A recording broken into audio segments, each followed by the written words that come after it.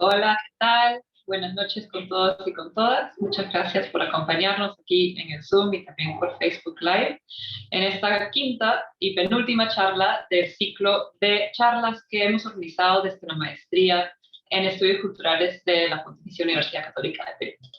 Este ciclo de charlas se llama Investigaciones Actuales en los Estudios Culturales, Poder, Sociedad y Cultura, y tiene como finalidad compartir algunas de las investigaciones de nuestros docentes actuales de la maestría. Este ciclo de charlas se enmarca en la campaña de admisión de la maestría. Actualmente estamos recibiendo postulaciones hasta el 3 de febrero, así que si están interesados, no duden en visitar nuestra página web o contactarnos con cualquier pregunta, consulta, y también pasen la voz si es que conocen a personas que pueden estar interesadas. Hoy día vamos a escuchar la charla de Juan Carlos Ubíos. Juan Carlos es doctor en literatura comparada en la Universidad de Texas en Austin. Actualmente es profesor de literatura en la Universidad Nacional Mayor de San Marcos. También enseña cine y psicoanálisis en nuestra maestría. Entre sus publicaciones se encuentran Sacred Eroticism, George Bataille and Pierre Klossowski in the Latin American Erotic Novel, por Bucknell en 2006. Nuevos súbditos, cinismo y perversión en la sociedad contemporánea, por el IEP en 2006. La venganza del indio, ensayos de interpretación por lo real en la narrativa indigenista peruana, por el Fondo de Cultura Económica en 2017. Y sobre héroes y víctimas, ensayos para superar la memoria del conflicto armado, por Penguin Random House en 2020. Además ha publicado la novela No tengo nada que ver con eso, también por Penguin Random House en 2017. Él va a compartir ahora con nosotros su charla sobre la derecha radical y la mujer. Muchas gracias, Juan Carlos, te paso la palabra.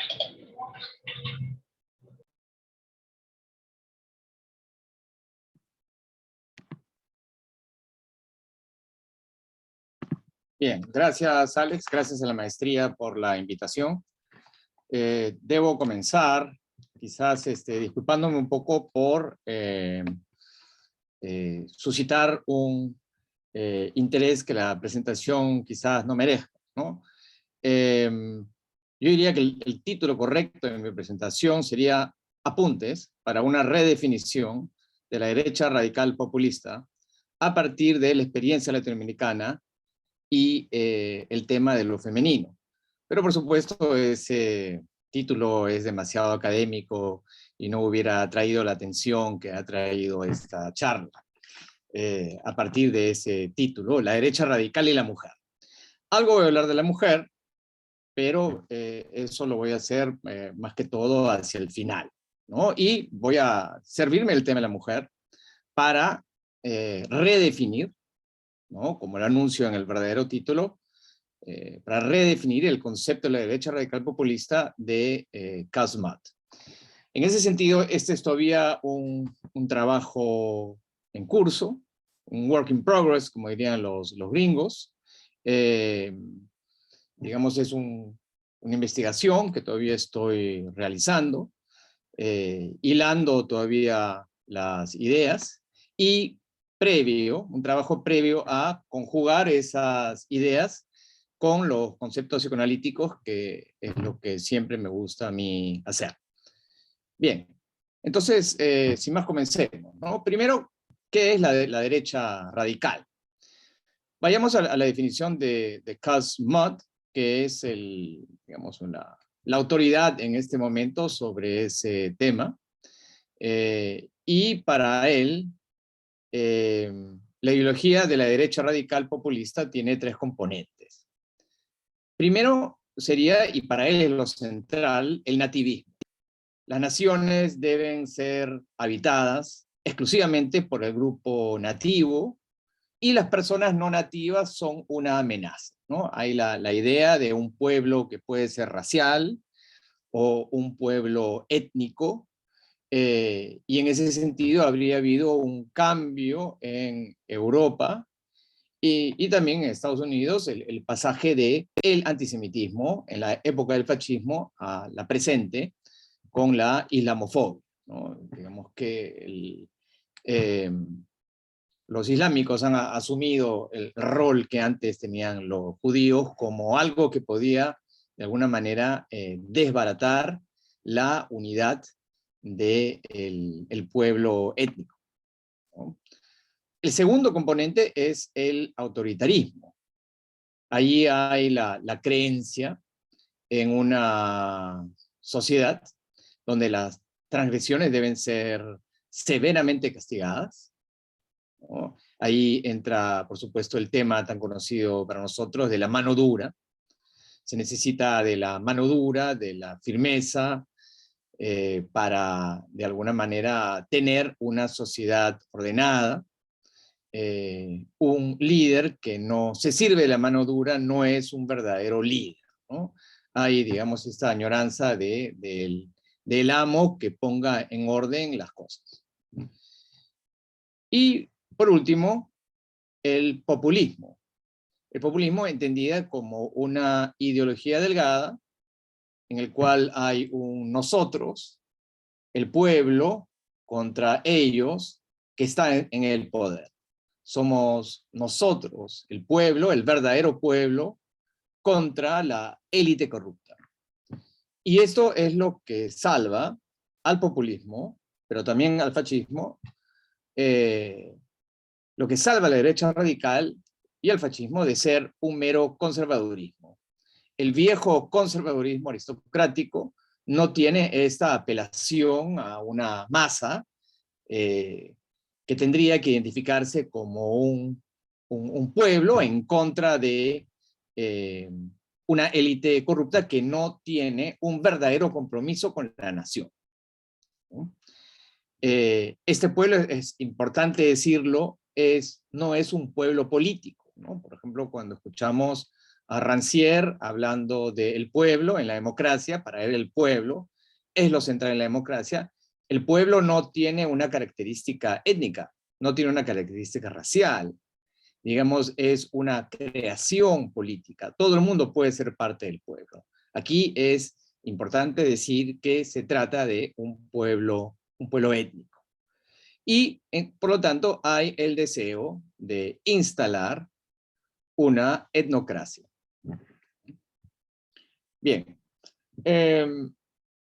En torno al cambio de siglo, la derecha radical populista, tal como la vengo a definir, según Mott, deviene la ideología dominante de la far right, ¿no? Far right es un término que quiere, la traducción sería la lejana derecha, ¿no? Digamos, lo que está no en el lado de la derecha moderada, la derecha mainstream, la derecha con la cual lidian los países europeos, Estados Unidos, como por ejemplo los republicanos, serían esa derecha moderada. El far right estaría mucho más hacia la derecha, y la idea es que en el cambio de siglo, ya la derecha radical populista se convierte en la ideología dominante de este far right que algunos van a llamar alt-right, ¿no? La derecha alternativa, la derecha moderada. Y van a ver, por supuesto, con el cambio de siglo, tres crisis que van a ayudar a la consolidación de la derecha radical populista. El primero va a ser el 11 de septiembre del 2001, el ataque a las Torres Gemelas. La segunda crisis es en el 2008, ¿no? La crisis financiera. Y finalmente en el 2015 la crisis de los refugiados que llegan a Europa. Bien, y esto lo digo para explicar que el concepto de la derecha radical, esgrimido por Casmat, se va a ir cincelando a partir de acontecimientos que tienen que ver con la inmigración islámica, fundamentalmente porque para Mott lo central, y para muchos otros lo central, es el nativismo, y también que tiene que ver con un desencanto con la globalización neoliberal. De hecho, en textos anteriores hay una compilación en Routledge que tiene Mott del 2017, pero que incluye textos que van desde el año de los años 90, y ahí cuando empieza a perfilarse ese término de derecha radical, básicamente se está refiriendo a ciertos grupos de derecha, hasta cierto punto, que empiezan a surgir en el mundo a partir de las victorias de Thatcher y Reagan, y son identificados básicamente como neoliberales. pero digamos que el concepto tal cual lo ciñe Mott en su último libro, básicamente nos habla de una derecha que no está tan cómoda con el neoliberalismo. Bien, hay que diferenciar la derecha radical de la derecha extrema, ¿no? Ambos estarían en el far right, ¿no? En la derecha lejana, ¿no? Así como el lejano oeste, la lejana derecha, ¿no? Y la derecha radical, hay que decir que asume el juego democrático. Mientras que la extrema derecha tiene ya un rechazo a las ideas democráticas y sobre todo la democracia institucional. Se podría decir que la derecha radical es reformista y que la extrema derecha es revolucionaria. Y eso nos sirve para hacer una diferencia entre, por ejemplo, Donald Trump con el Ku Klux Klan, o hacer una diferencia, digamos, de Keiko o López Aliaga con grupos como la Resistencia, los Combatientes del Pueblo, la Sociedad de Patriotas de Perú, etc. La extrema derecha critica a la derecha radical, ¿no? Este tipo de la extrema derecha, Herbert Spencer, que habla de la supremacía blanca en Estados Unidos, critica fuertemente a Trump, pero siempre acaba votando por él, ¿no? Digamos que es si van a votar, digamos, por la derecha radical. ¿Por qué el término radical? ¿No? Porque la derecha radical, piensa Mott, lleva la democracia liberal a una democracia iliberal, que es un término de Fareed Zakaria, o hacia un autoritarismo competitivo, que es el término que utiliza Levinsky, con algunas variaciones para lo mismo. Es decir, va a transformar la democracia en un sistema donde, a pesar de que hay elecciones, el gobierno socava la independencia de los tribunales, se compra el medio de comunicación, se destruyen los derechos de las minorías y se debilita la separación de los poderes, ¿no? Un gobierno de una democracia iliberal o autoritarismo competitivo fue el gobierno Fujimori, y sin duda ese es el ejemplo que funciona para la teorización de Lewinsky. De Levitsky, perdón, estoy pensando en la amante del presidente Clinton. Bien, entonces la democracia competitiva, sin embargo, la democracia iliberal no tiene que ser el resultado final de la derecha radical. Eso hay que saberlo. O sea, no hay un momento, no hay un movimiento necesario que avance en esa dirección. O sea, hay un impulso que va hacia esa dirección por el propio autoritarismo de la derecha radical, pero no necesariamente tiene que acabar allí. ¿Por qué? Porque el partido se puede burocratizar. Una vez que lleva al Estado, le puede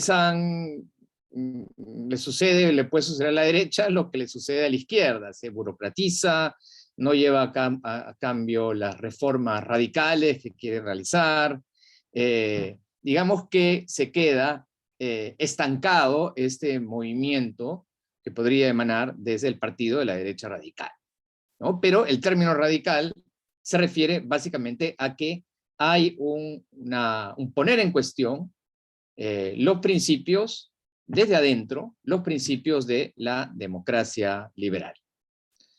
Bien, esta misma diferencia con la derecha extrema, entre la derecha extrema y la derecha radical, es lo que nos permite establecer la diferencia, una primera diferencia, hay mucha diferencia, de la derecha radical con el fascismo.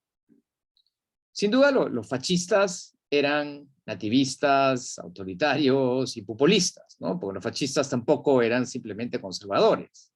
Digamos, eran grandes partidos de masas con muchos militantes y muchísimos seguidores, ¿no? Pero son diferentes en varias cosas, ¿no? Por ejemplo, en Alemania, el fascismo llega al poder a través de la democracia, pero a todos les queda claro que el nazismo apuntaba a acabar con el parlamentarismo. Estaba en Mein Kampf, lo decían ellos abiertamente, no había, digamos, nada escondido. Jamás Hitler iba a alabar los valores de la democracia. El fascismo se veía a sí mismo como una tercera vía epocal entre el comunismo y el liberalismo. Había la idea de una nueva civilización. O sea, sin duda Hitler y Mussolini lanzaban elogios a sus pueblos, ¿no? La grandeza del pueblo alemán o el pueblo italiano. Pero había la idea de que ese pueblo era solo la materia para formar otro pueblo. Un pueblo hecho de ciudadanos que estuviesen militarizados. De allí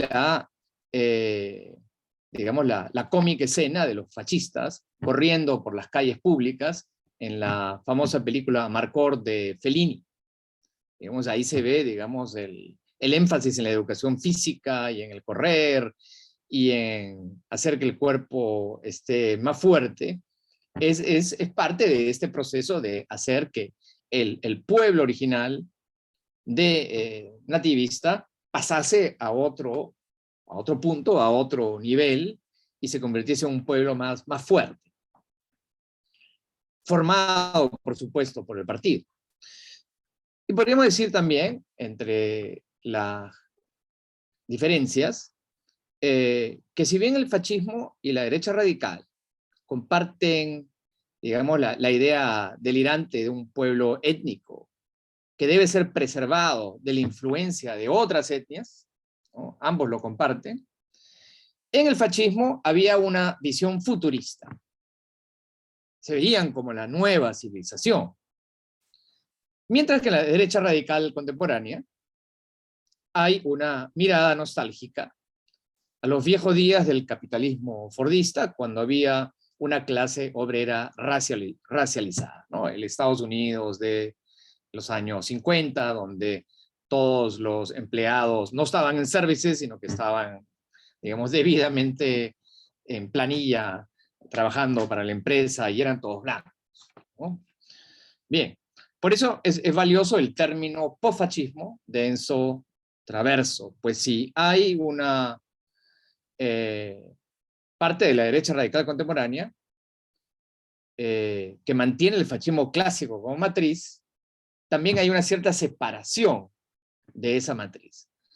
Hay que recordar que el fascismo surge en una época en que la democracia liberal no estaba consolidada. Más bien, había un pensamiento de época en que se necesitaba algo más que la democracia liberal para poder dirigir o controlar a las masas. Pero la derecha radical contemporánea tiene que obrar bajo la consolidación de la democracia liberal. Para el fascismo la democracia liberal era débil. Para la derecha radical está en un contexto en que la democracia liberal es hasta cierto punto fuerte, ¿no? Tiene que obrar la derecha radical y ha tenido que hacerse un espacio dentro del consenso de que la democracia liberal es el mejor de los gobiernos posibles y que ha vencido al totalitarismo. Y si no asumía algo de esa retórica, digamos que podía quedar para siempre en el margen de la política, ¿no? Entonces hay que tener eso en cuenta. Bien, ahora bien, no se puede decir, sin embargo, que la derecha radical latinoamericana sea fascista o tenga una matriz fascista. O sea, eso se escucha muy a menudo y hay una política que es combativa y quizás esté bien que se diga tenemos que hacerle frente al fascismo. Quizás, pero digamos que no es del todo correcto, ¿no? Puede ser que el padre de Kast en Chile haya sido un ferviente creyente en el nazismo y que haya militado en ese partido, y que incluso el mismo Kast tenga una fascinación con el nazismo, así como lo tenía Berlusconi con Mussolini, pero no hay, digamos, el componente nativista en Kast que se observa en el fascismo, ¿no? Algunos grupos de extrema derecha en el Perú pueden querer defender la herencia española, pero al hacerlo, entonces ya no pueden ser populistas. O sea, ya no pueden apelar al gran pueblo peruano. Y claro, entonces eso es por el lado blanco, la herencia española, ¿no? Vamos a defender nuestra herencia española, digamos que podría hacerse algo en ese sentido, claro está, y decir, bueno, nosotros los que tenemos la herencia española, donde entran los mestizos, pero no se ha hecho esa operación. O sea, ninguno lo ha hecho en ningún momento. Y tampoco ha aparecido en el Perú ningún líder que afirme que la raza indígena o la etnia chola es aquella a quien le corresponde el pueblo peruano, a quien le corresponde, digamos, el territorio peruano. La nación peruana es para los indios, para los cholos, no. Eso es algo que no se ha dicho, ¿no? Así como tampoco se ha dicho que es para los que tienen herencia española, ¿no? Puede ser que lo crean, que algunos lo crean, pero no se ha hecho esa operación retórica para apelar al pueblo, ¿no? El nativismo no fue un tema en la elección pasada. Pudimos haber hecho ese tema con los venezolanos, pero realmente López Aliaga no fue más allá de decir que a los criminales venezolanos los iba a deportar el país. Bueno, poca cosa realmente para un derechista radical, ¿no? Bien, lo que tal vez se podría decir, y esto a modo de hipótesis, es que la derecha radical latinoamericana tiene una matriz pinochetista. ¿Por qué? Porque Pinochet es la unión de dos cosas. Primeramente, es la vieja tradición del autoritarismo militar, por un lado, y en segundo lugar, lo cual es lo nuevo, es la instauración del neoliberalismo en el mundo. Hay que recordar que el neoliberalismo comienza en Chile, ¿no? Y esa sería, digamos, podría ser la matriz. Y siempre se ha escuchado que el Perú necesita un Pinochet, ¿no? Esas cosas también las escuchamos acá y se escuchan en otras partes de América Latina. Y claro, nuestra derecha radical es totalmente neoliberal, ¿no? En algún momento Jair Bolsonaro dijo que había que fusilar al presidente Cardoso por privatizar unas empresas estatales en Brasil, pero cuando fue candidato a la presidencia, con un discurso de derecha radical, asumió un discurso claramente neoliberal, ¿no? Puso al Chicago Boy Paulo Guedes como ministro de Economía y ya en el gobierno continuó con las privatizaciones. Bien, entonces la derecha radical en Perú y en América Latina, pienso yo, no tiene un vínculo con el fascismo. Puede que algunas personas tengan alguna fascinación con el fascismo, pero no es, digamos, la operación que se ha realizado. Es más, podríamos preguntarnos lo siguiente: si personajes como Bolsonaro, Rafael López Aliaga, Kast, son realmente de derecha radical. ¿Por qué? ¿Por qué definirlos como derecha radical si ellos mismos carecen de un componente nativista? O sea, no hay en ellos una apelación a la raza, a la etnia original o verdadera de la nación, ¿no? Entonces, es una pregunta para poder seguir el hilo de lo que voy a desarrollar.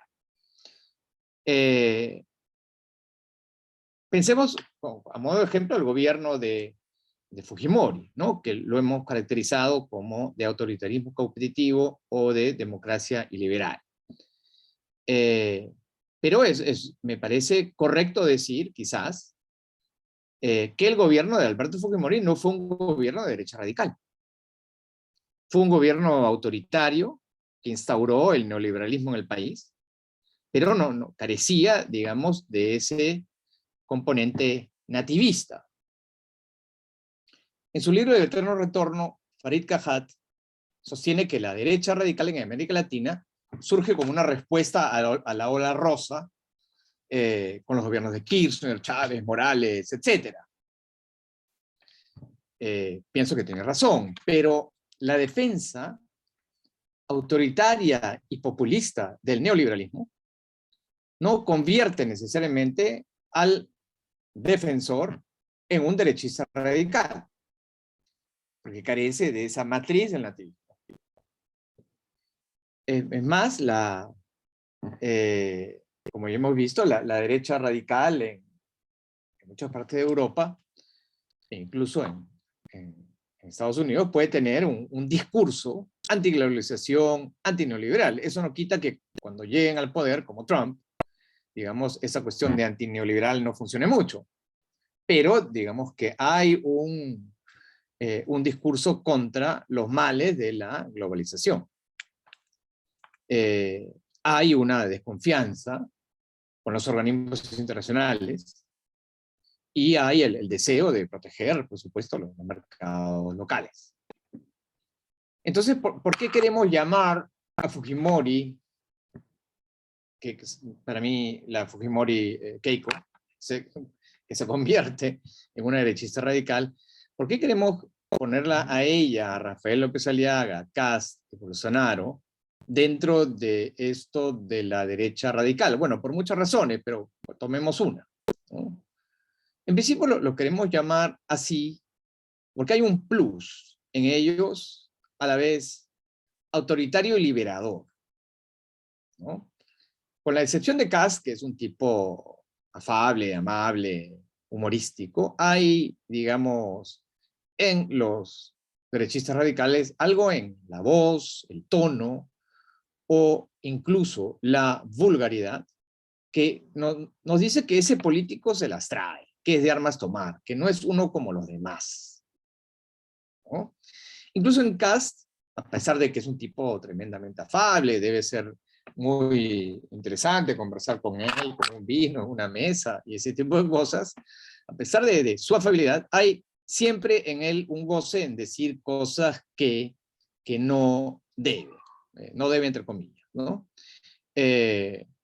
Digamos que él defiende en un programa político reciente haber dicho años antes que el gobierno militar de Pinochet hizo muchísimas cosas buenas y que había que defender a las Fuerzas Armadas, y dice que Allende lo derrocó el pueblo, y así está lleno de muchas cosas, ¿no? Como decir que si él fuera homosexual sería reprimido, ¿no? Se reprimiría, ¿no? Esa sería la solución a su homosexualidad.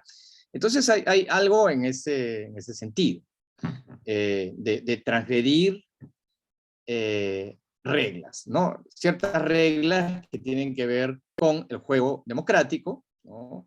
Anunciarnos que él, digamos, no se va a dejar detener por cosas, él o ella, por cosas nimias como, por ejemplo, la ley, pero otras veces con insinuar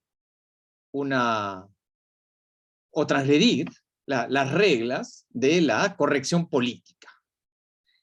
La corrección política, entendida como una neolengua creada por una élite progresista que apunta a borrar las desigualdades en el orden del lenguaje, ¿no? La corrección política sería para la derecha radical una de las armas del marxismo cultural, ¿no? La idea es que el marxismo ha fracasado en términos de política económica, hubo la debacle de la Unión Soviética, el bloque soviético se fue al diablo, se probó que el comunismo no funciona, y entonces ahora esa izquierda que anhela destruir los avances de la modernidad capitalista se va a rearmar en la cultura y va a operar, digamos, en ese nivel, en el nivel de la cultura. La corrección política apunta a borrar la desigualdad en el lenguaje, con las razas, las etnias, etc. Pero el punto más candente para la derecha radical, me parece, es que es el que se da en el tema sexual, o si quieren, el tema de género, ¿no? Guerra, por ejemplo, a ese lenguaje inclusivo, que inventa cosas como todes o pronombres nuevos para sujetos genéricos, ¿no? Un buen derechista que está lejos en el espectro de la derecha, tiene que burlarse siempre o menospreciar, digamos, este lenguaje inclusivo que pueda venir desde esta élite progresista del marxismo cultural. ¿A qué voy? Voy a que la transgresión del derechista radical de la corrección política va a encontrar su máxima expresión cuando transgrede y menosprecia los valores de la, entre comillas, la ideología de género, ¿no? Que sería esta ideología que pertenece al marxismo cultural. Bien, aquí es importante, ¿no?, resaltar que la derecha radical en América Latina es la conjunción de dos cosas, ¿no? Por lo menos en la oferta electoral. Es la conjunción de la política neoliberal y, por otra parte, es los conservadores cristianos, ¿no? Conservadores católicos o evangelistas pentecostales o neopentecostales. Digamos que es esa conjunción lo que arma la derecha radical en Latinoamérica y que tiene cierta similitud con lo que ocurrió con Trump. Trump quizás es algo intermedio entre la derecha europea y la derecha latinoamericana, ¿no? Y esta derecha radical va a combatir a la ideología de género, como expresión del marxismo cultural, en nombre de una familia, nación cristiana y capitalista. O sea, es en nombre de un pueblo cristiano y capitalista que la derecha radical combate a lo femenino que se sale de su lugar. Que se sale de su lugar, queriendo decir que se sale de una posición femenina tradicional, o que se sale del cuerpo de la mujer para colocarse en el del hombre.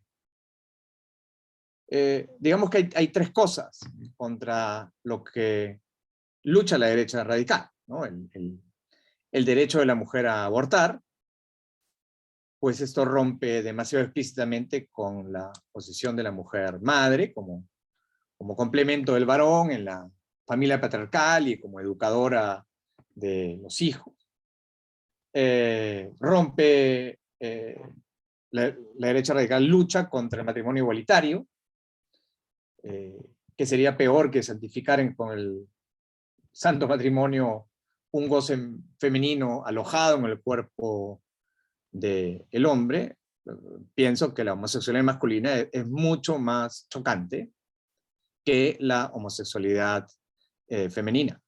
Son dos cosas que crean una antipatía muy distinta.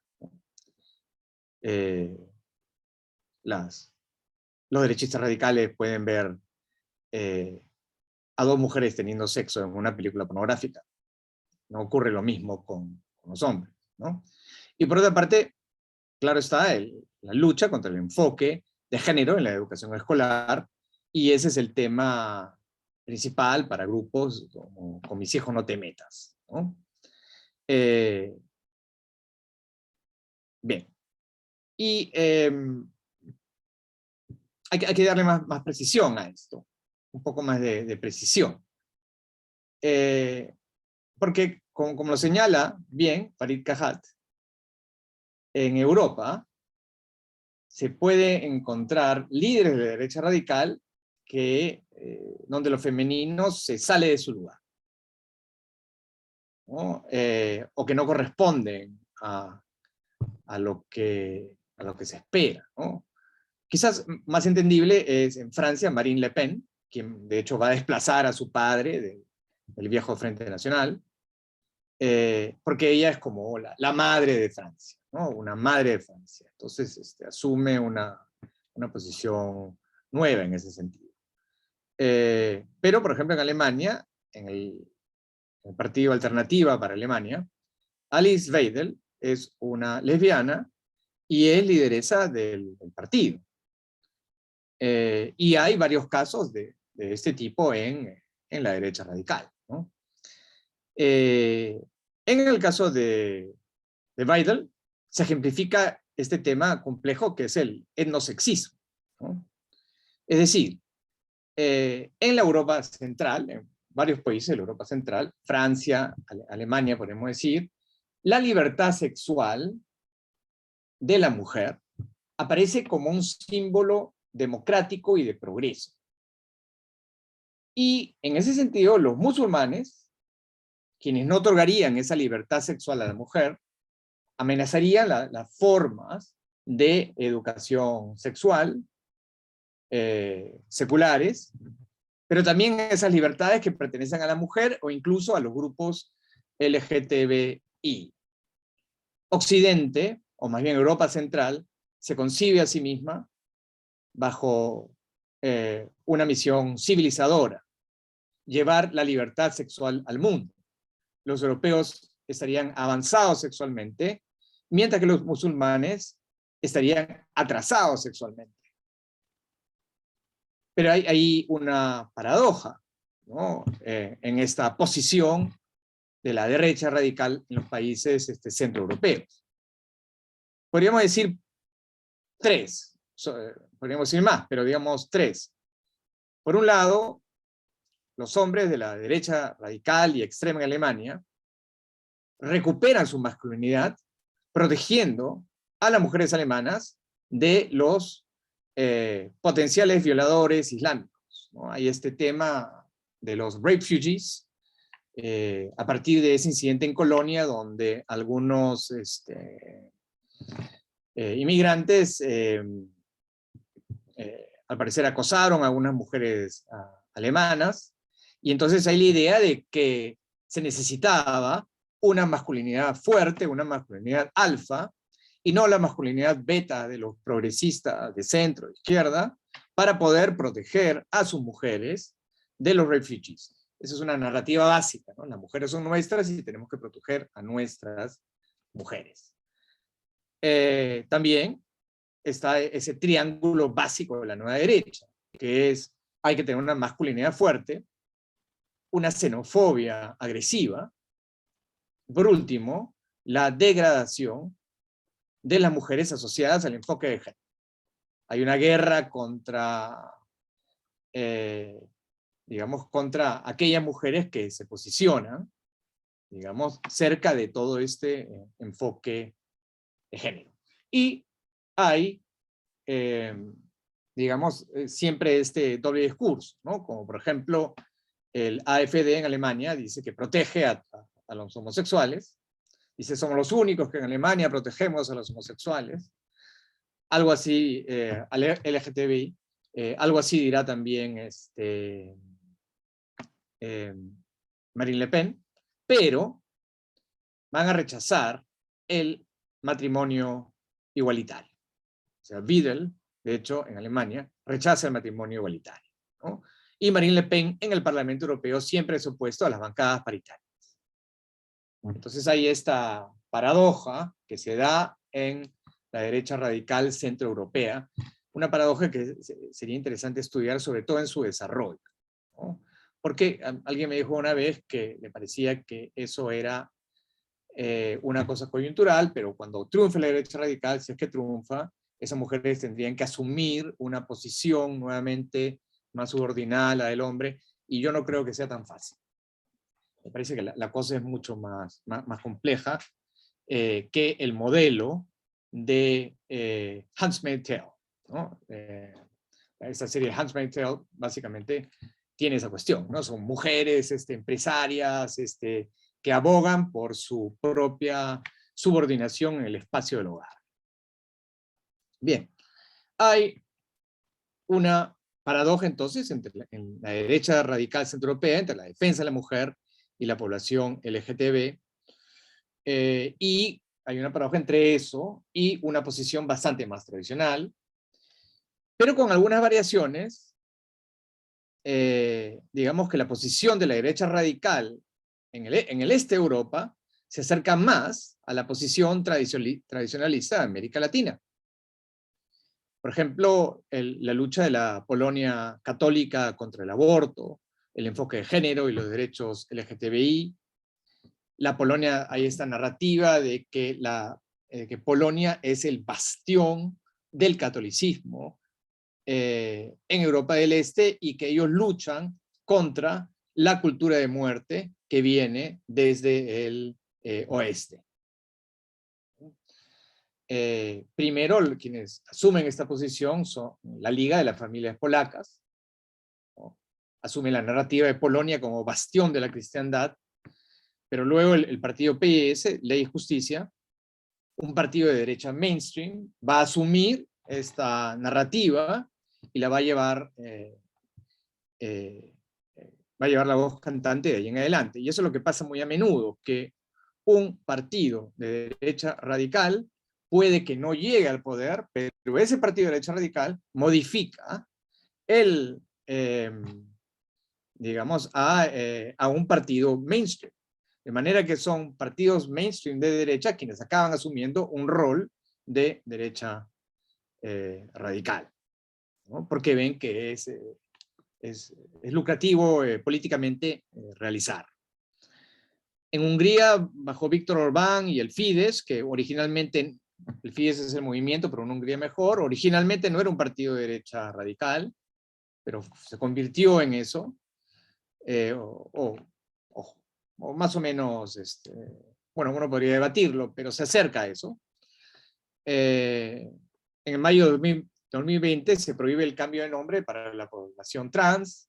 En octubre de 2020, discutiendo un libro para niños en Magia Radio, que es una radio que se especializa, es un medio de comunicación como lo sería Fox News, el primer ministro sostuvo que Hungría es tolerante y paciente con la comunidad LGTB, pero que hay ciertas líneas que no pueden ser cruzadas.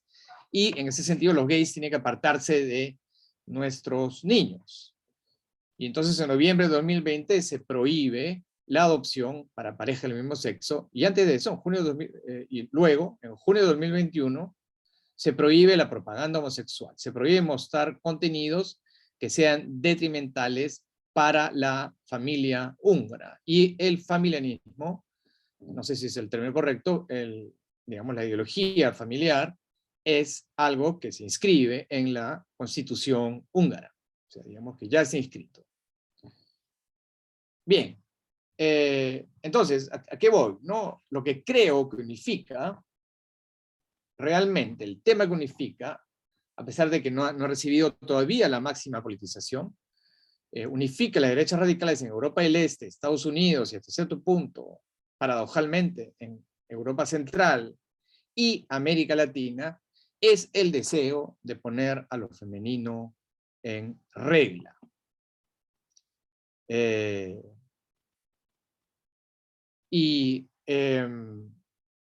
Dado que ha habido un, entre comillas, desarreglo, que ha traído la fortaleza del movimiento feminista y LGTB en todas partes del mundo, que han impulsado cambios de legislación importantes, ¿no?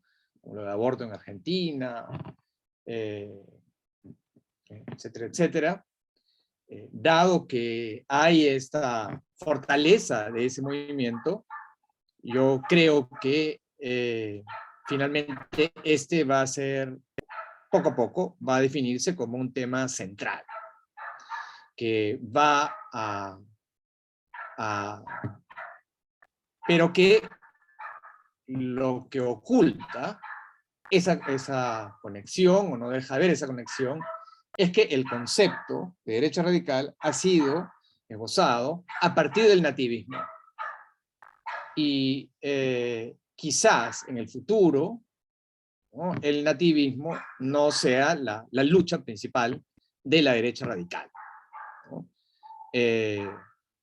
Digamos, hay un movimiento feminista fuerte, y en ese sentido encuentra su adversario, va a encontrar a su adversario, ya lo encuentra en la derecha radical. Y esto me parece que obliga a redefinir, a partir de nuestra experiencia latinoamericana, de Europa del Este, digamos, a partir de un movimiento descolonizador, obliga a redefinir el concepto de derecha radical, ¿no? Es decir, una hipótesis es lo siguiente, ¿no? En vez de definirla como algo nativista, autoritarista y populista, lo que podríamos hacer es reemplazar el término nativismo por algo así, se puede encontrar un mejor término que el que voy a utilizar a continuación, por algo así como el buen pueblo.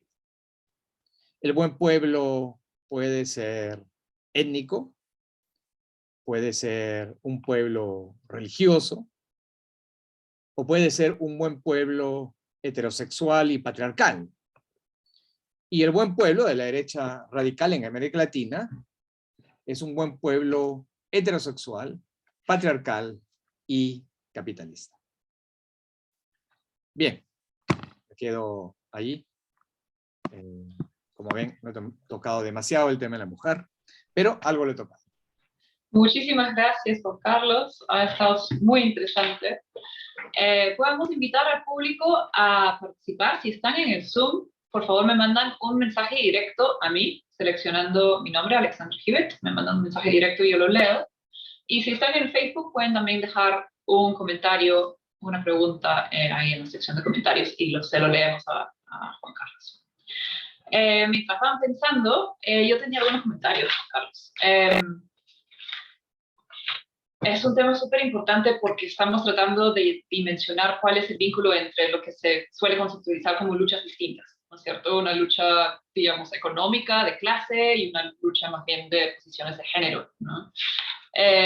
Y quería, no sé, quizá provocarte un poco al decir finalmente que lo que unifica a las derechas es el deseo de poner a lo femenino en su regla. ¿Estarías diciendo entonces que, digamos, la determinación en última instancia es la posición de género y no la economía, o de todas maneras la clase es lo que está movilizando en el fondo el surgimiento de estos movimientos políticos?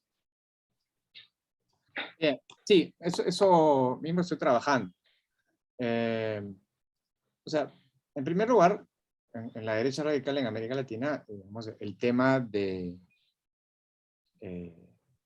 digamos, del modelo neoliberal, entendido no solamente como ciertas restricciones que se ponen al Estado y una apertura al capital extranjero, sino entendido como un proyecto de clase, me parece que es crucial. Entonces no estaría pensando que ese es un tema que debe dejarse de lado, ¿no? Pero digamos que eso es un tema, la lucha de clase, que compartiría toda la derecha.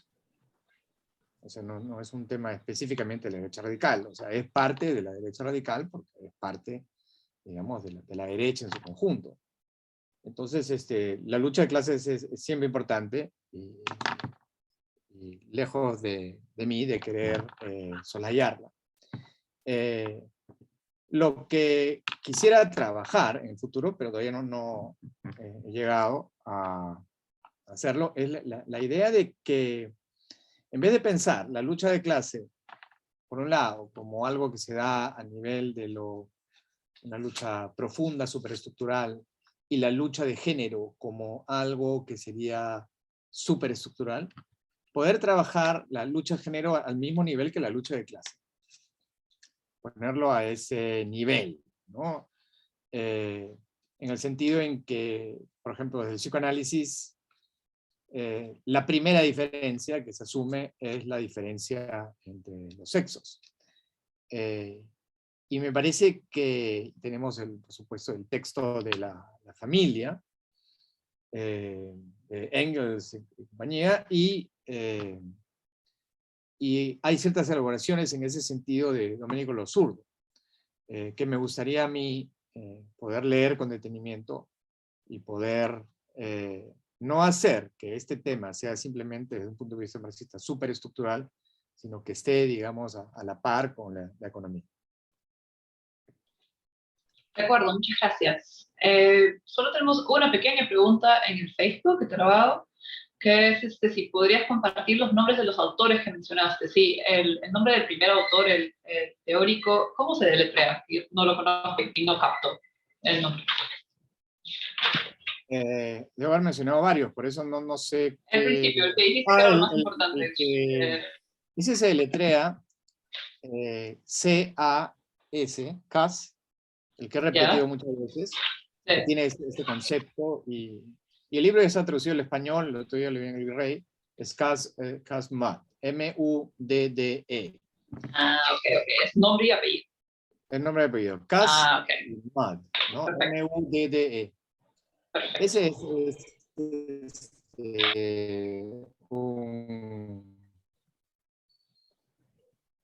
digamos, el teórico más importante, al parecer, de la derecha radical.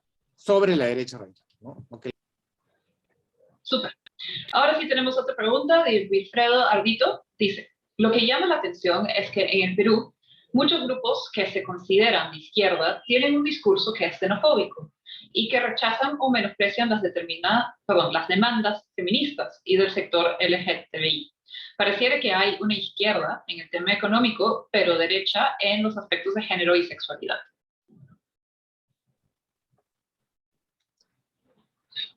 Bueno, sí, o sea, pero hay una diferencia. Por ejemplo, ¿no? Uno podría decir que, o sea, Wilfredo está describiendo, claro, a Perú Libre, ¿no? O a muchos, no a todo Perú Libre, pero a ciertos exponentes de Perú Libre. Pero yo diría que allí, en ese sentido, no hay una agenda anti-LGTB, que hay cierto machismo, hay ciertos prejuicios, hay cierto tradicionalismo que viene de, digamos, que viene desde de la tradición.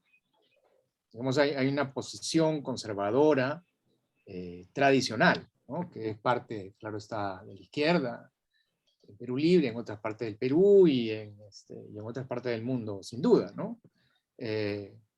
Ser de la izquierda rural, digamos, lo predispone a uno no digo que eso sea Perú Libre, ¿no? Pero ser de la izquierda cerca a lo rural, los predispone a uno a ser más antiprogresista en ese sentido particular. Pero no hay allí, me parece, una guerra declarada como la derecha radical. La derecha radical ubica un enemigo, sabe lo que quiere, sabe con quién tiene que enfrentarse, y ataca con cierta precisión, ¿no? Me acuerdo, por ejemplo, en el plan de gobierno del Perú Libre que decía que algo así como que el feminismo era lo opuesto del machismo. Había que abogar por la mujer socialista, pero sin caer en el feminismo, que era el opuesto del machismo. Y entonces eso quiere decir que no comprenden demasiado bien el feminismo, mientras que los de la derecha radical comprenden el feminismo y la teoría de género mejor. Ok, muchas gracias, Juan Carlos. Tenemos 3 preguntas más, las personas están animadas al final. Queda poco tiempo, entonces te voy a leer las 3 preguntas y tú las contestas de golpe, ¿ya? Toma apunte. Yeah. Ok, la primera pregunta, que no me ha llegado el nombre, perdón, es, ¿el componente nativista puede ser rastreado a nivel regional en el Perú? Pienso en Trujillo o Cusco. O sea, sí, es que tiene una correlación con el regionalismo. Luego, por el Facebook nos han dejado un par de preguntas. Tenemos Gianfranco Silva que pregunta, ¿por qué los líderes de extrema derecha no pueden apelar al nativismo? ¿Acaso sería porque no forman parte de las mayorías étnicas de sus países? ¿Cómo entender en este marco a los etnocaceristas? Y por último tenemos una pregunta de José Carlos Silva que dice, me gustaría saber qué opina el autor, si lo conoce, del trabajo del profesor de historia Federico Finckenstein, quien habla del paso del fascismo al populismo después de la Segunda Guerra Mundial. Así como también que si no hay fascismo ahora, si hay uso de sus estrategias.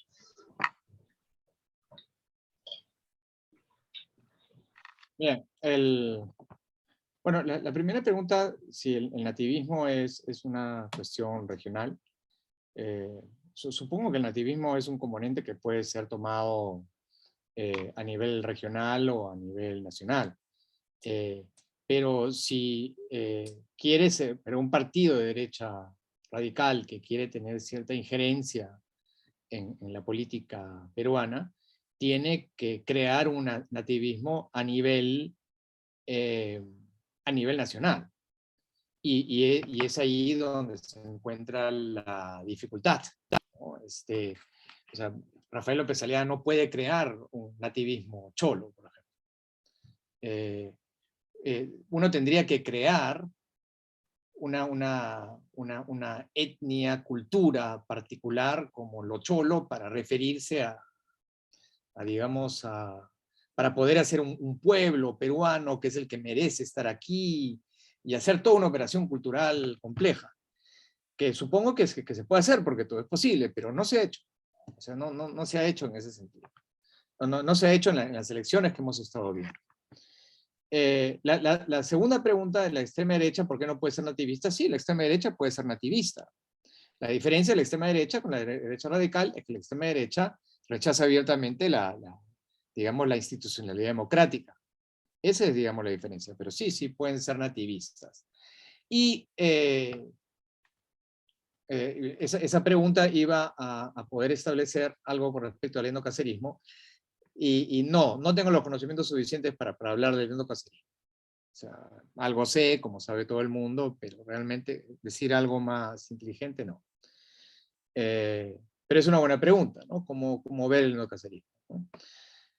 Y lo último, esto de Federico Finckenstein. He leído la mitad del libro de Federico Finckenstein, que lo que va a decir es que Latinoamérica, en América Latina tiene una invención particular que es el populismo, que es lo que permite, y sobre todo a partir de la experiencia de Perón en Argentina, que es lo que permite, y varios otros países de América Latina, lo que permite hacer una suerte de fascismo democrático. Tengo que llegar al final del libro para poder juzgar, pero sí está en mi radar ese libro, y para la próxima conferencia habrá una respuesta sobre eso. Ok, muchísimas gracias, Juan Carlos. Ok, entonces nada, cerrar agradeciendo a los que nos estaban acompañando y haciéndonos preguntas. Y también anunciando lo que va a ser la sexta y última charla de este ciclo, que va a ser de Javier García Liendo el lunes a las 7 p.m. Y él va a hablar de el censorio popular, indigenismo y escuela. Entonces, ojalá nos puedan acompañar también en esa charla. Por último, el lunes 24, creo que es lunes, no, el viernes 24, no, el lunes 24, tenemos a las 7 de la noche la charla sobre la admisión a la maestría. Entonces, si es que hay interesados o interesadas en postular la maestría y quieren plantear preguntas, conocernos, pueden mirar nuestra página web o las redes sociales para enterarse del link de inscripción para esta charla. Entonces, espero verlos ahí. Y muchísimas gracias. Hasta la próxima. Chao.